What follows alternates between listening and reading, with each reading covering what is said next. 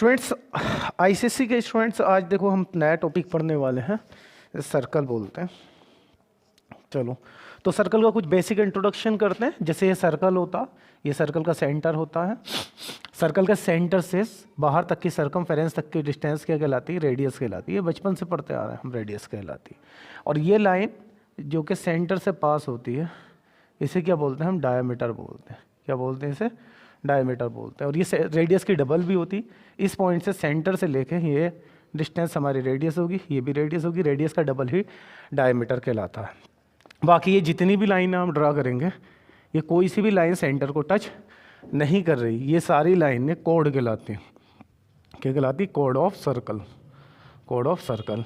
अगर जैसे ये सर्कल है, इस सर्कल का हम छोटा सा पार्ट कट कर लें, जैसे यहाँ से यहाँ तक का पार्ट कर लें, सिर्फ इतने पार्ट की अगर हम बात करें, इस पार्ट को क्या बोलते हैं? हम आर्क बोलते हैं। अभी आर्क कितनी भी छोटी हो सकती है, यानी ये जो पीस है ए बी, ये भी एक आर्क है। और ये वाला ए बी जो होगा, मतलब इस पॉइंट ए से इस पॉइंट बी तक, ये भी एक आर्क है। आर्क को इतना छोटा पीस भी होगा, एक इसका पोर्शन होगा, ये भी आर्क कहलाएगा, चाहे वो बड़ा पोर्शन। थ्योरम आपको ध्यान रखनी क्वेश्चंस करने के लिए। वैसे आईसीएसई बोर्ड में इनमें थ्योरम का प्रूफ बहुत कम आता, लेकिन क्वेश्चंस करने के लिए थ्योरम्स हमें पता होनी चाहिए। Angle in same segment of a circle. Angle in same segment, और ऐसे भी लिखा जा सकता है, ऐसे सेम आर्क। क्या लिख सकते हैं हम? Same arc of a circle. Of a circle. Angle in same segment और सेम आर्क भी लिखा जा सकता है इसको। क्लियर है? तो same arc of a circle are equal. ये अभी समझ में नहीं आया, लेकिन जब हम सर्कल बनाएंगे तब आपको बहुत अच्छे से समझ में आएगा। जैसे हमने ये सर्कल बना दिया, अब इस सर्कल के अंदर हमने एक कोई भी लाइन सेगमेंट बनाई। लाइन सेगमेंट आपने ड्रा की, ये ड्रा की, तो ये लाइन सेगमेंट ड्रा किया आपने, ये पॉइंट ए और ये पॉइंट बी। तो इस लाइन सेगमेंट से कोई भी दो एंगल बनाओ सर्कल के ऊपर, वो दोनों एंगल कैसे होंगे? हमारे इक्वल होंगे। फॉर एग्जांपल, जैसे हमने पॉइंट ए से स्टार्ट किया, बी से किया, एक एंगल ये बन गया। बात आ रही? समझ में नहीं आ रही? इसे पॉइंट सी बोल दें। एक और एंगल ले लो, एक लो, दो लो, तीन लें, आपकी अपनी मर्जी है। चाहे आप एक एंगल और बनाए, दो बनाए, तीन बनाए, 10 बनाए, कितने मन करे उतने बनाए, लेकिन वो एंगल सर्कमफेरेंस पर होने चाहिए सर्कल की। और ये कैसे होंगे? हमारे इक्वल होंगे। जैसे ये पॉइंट डी हो गया, तो ये एंगल और ये एंगल दोनों इक्वल होंगे सेम सेगमेंट से, या फिर ये बोल सकते हैं सेम आर्क से, क्योंकि ये आर्क कहलाती है। ये जो पार्ट है हमारा क्या कहलाएगा? आर्क ए बी से। ठीक है? तो एक ही पॉइंट से, मतलब दोनों सेम पॉइंट से जा रहा है एंगल, तो ये दोनों एंगल कैसे होंगे? इक्वल होंगे। It's mean angle A C B equal होगा एंगल ए डी बी के। ए सी बी और ए डी बी दोनों एंगल्स कैसे होने वाले हैं? यहाँ पर इक्वल होने वाले हैं। अगर जैसे हमने ये सर्कल बनाया, एक और बना रहे हैं हम, ये दो पॉइंट ले लिए हमने सर्कल पर, और ये आर्क ले ली। इस आर्क से हम एंगल ड्रा करते हैं। एक एंगल ये हो जाता, एक ये हो गया, एक और ये बना लिया हमने एंगल्स, एक और बना लो आप, चाहे 3 बनाओ, 4 बनाओ, 10 बनाओ, ये सारे के सारे एंगल कैसे होंगे? इक्वल होंगे अकॉर्डिंग टू दिस थ्योरम। समझ में आ रहा होगा? ये सभी के सभी एंगल्स कैसे होंगे? हमारे इक्वल होंगे। क्लियर है इतनी बात? अब इसके बाद की बात करते हैं। इसके बाद सेकंड थ्योरम क्या बोलती है इसमें? यानी अगर हम the angle, theorem number second है, थ्योरम सेकंड है, दोनों आपको पढ़नी है अच्छे से। Okay, the angle subtended from same arc to a circle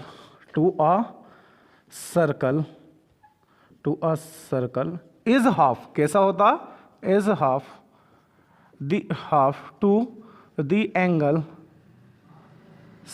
subtended by same arc to the centre of circle.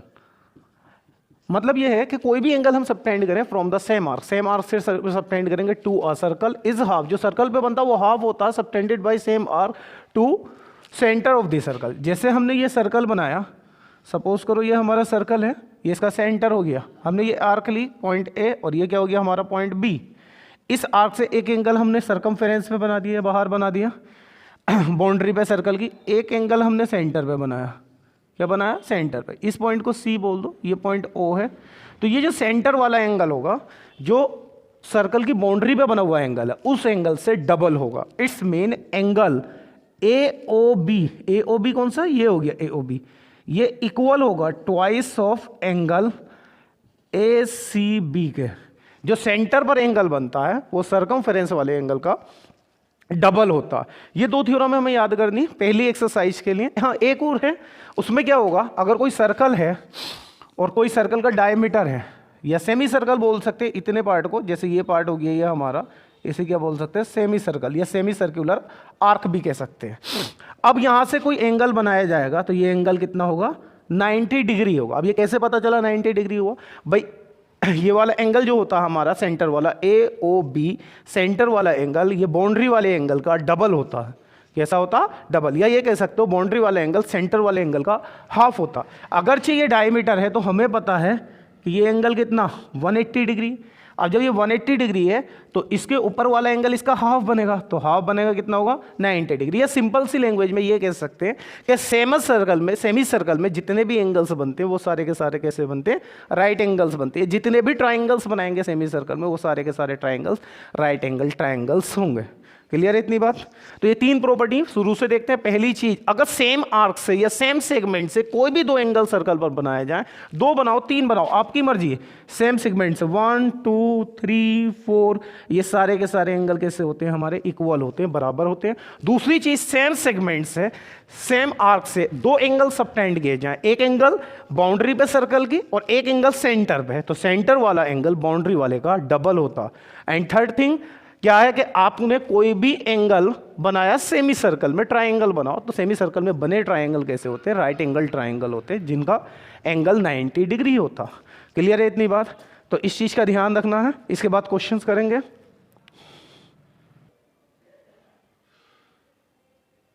ये देखिए क्वेश्चंस 1 की बात करते हैं। एक्सरसाइज है ये हमारी 15.1, एक्सरसाइज 15.1 और 15.1 ये एमएल अग्रवाल की बुक से कर रहे हैं हम। यहाँ 15.1 का पहला क्वेश्चन है। ये 3 डायग्राम इसमें बना करके दे दिए। From this diagram we have to find the value of x. Okay, so we have to find the value of x from this diagram. In this diagram we have 2 triangles, one triangle ABD and other triangle ABC. तो दोनों triangle को ध्यान रखना। हमारे पास जो property अभी हमने पढ़ी थी उनका हमें ध्यान रखते हुए उन प्रॉपर्टी को कि सेम सेगमेंट से अगर कोई दो एंगल सर्कल की बाउंड्री पे बनते हैं तो सर्कल की बाउंड्री पे बनने वाले दो एंगल हों, तीन हों, जितने भी एंगल्स बनेंगे वो सारे एंगल कैसे होंगे? हमारे इक्वल होंगे अगर वो सर्कल की बाउंड्री पे बनते हैं। क्लियर है? और अगर एंगल सेंटर पे बनता है, एक बाउंड्री पे बनता है, तो सेंटर वाला एंगल बाउंड्री वाले का डबल होगा। ये वाली चीज ध्यान रखनी। तीनों ही क्वेश्चंस को हमें यहाँ पे सोल्व करना, सिंप्लीफाई करना। तो पहले इसका करते हैं। देखो ध्यान से देखेंगे। एंगल, अगर हम बात करें दो एंगल की, एंगल ए सी बी दिखा आपको, angle A C B and angle A D B, A C B A D B, देखो सेम सेगमेंट से अप्लाई हो रहा है नहीं? Okay, angle A C B and angle A D B are subtended from same arc, from same arc. Same arc से दोनों subtend किया जा रहा है। इसका मतलब ये दोनों एंगल्स कैसे होंगे? हमारे इक्वल होंगे। तो angle A C B equal होगा angle A D B. A C B कितना हमारा? 50 डिग्री। तो ये कितना हो जाएगा हमारा? Angle A D B. तो ये 50, ये भी 50 हो जाएगा। अब अगर हम देखें इस ट्राइंगल में ए बी सी में, एंगल ए कितना है इसमें? एंगल ए है हमारा 42 डिग्री, एंगल बी है इस ट्राइंगल में एक्स, एंगल डी कितना दे रखा? 50 degree. Sum of all angle of the triangle will be 180 degree. So we know very well in triangle, कौन से ट्राइंगल की बात कर रहा है? A B D. ध्यान से देखें ट्राइंगल ए बी डी। तो यहाँ क्या हो जाएगा आपका? Sum of all angles is equal to कितना होगा? 180। ऑल एंगल्स कितने हैं? 42 प्लस दूसरा एंगल कितना है? x and plus next angle है हमारा 50 इज इक्वल टू 180। तो x प्लस दोनों एंगल्स को जोड़ेंगे तो कितना बनता है हमारा? 92 इज इक्वल टू 180। तो x is equal to 180 minus के 92। तो value of x is equal to कितना बनेगा ये हमारा? 88 डिग्री। कितना हो गया ये हमारा 88 डिग्री। तो यहाँ से 88। अगर आपको इतना सॉल्यूशन, देखो सॉल्यूशन तो ऐसे ही करके आना, क्योंकि कम से कम ये 3 मार्क्स या 2 मार्क्स में क्वेश्चन आएगा तो सॉल्यूशन करेंगे। अगर इसमें कोई क्वेश्चन एमसीक्यू में आता तो इसे किस तरह से करता, हम डायरेक्ट भी कर सकते हैं सॉल्यूशन। देखो सेम आर्क से सबटेंड करना, ये 50 ये भी 50, तीनों एंगल का सम 180 होता, ये दोनों मिलकर 92 होगा, तो ये 88 बचेगा। ऐसे करके हम डायरेक्ट भी लगा सकते हैं, लेकिन अगर 2 या 3 मार्क्स में ये क्वेश्चन आता तो आपको सॉल्यूशन करके इस तरह से दिखाना पड़ेगा।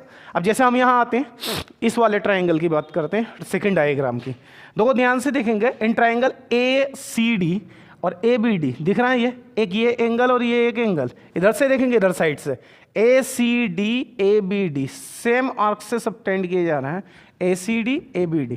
तो यहाँ होगा हमारा angle ABD and angle ACD, okay are, ये भी subtended from same arc, subtended from same arc, from same arc. तो इसका मतलब दोनों बराबर होने वाले, यानी एंगल ABD इक्वल होगा एंगल ACD के। तो एंगल ABD इक्वल होगा ACD कितना 32 डिग्री, ये 32 तो ये भी 32 हो जाएगा। अब इस ट्राइंगल के तीनों एंगल्स हमें मालूम है, मतलब 2 एंगल, एक 45 है एक 32, एक अननोन एंगल x है जो हमें वैल्यू फाइंड करना। तो सम, तीनों एंगल का सम कितना होता, 180 होता। तो इन ट्राइंगल, कौन सा ट्राइंगल है, ABD। तो ध्यान से देखो ट्राइंगल ABD, तो इसमें क्या लगाएंगे, हम लगाएंगे sum of all angles, sum of all angles कितना 180। अब ऑल एंगल्स कितना हो गया, पहला हो गया 45 प्लस सेकंड एंगल हो गया x degree plus third angle हो गया 32 डिग्री इज इक्वल टू 180। तो x प्लस इन दोनों को ऐड करते हैं, 5 to 7 7 and again 7 is equal to 180।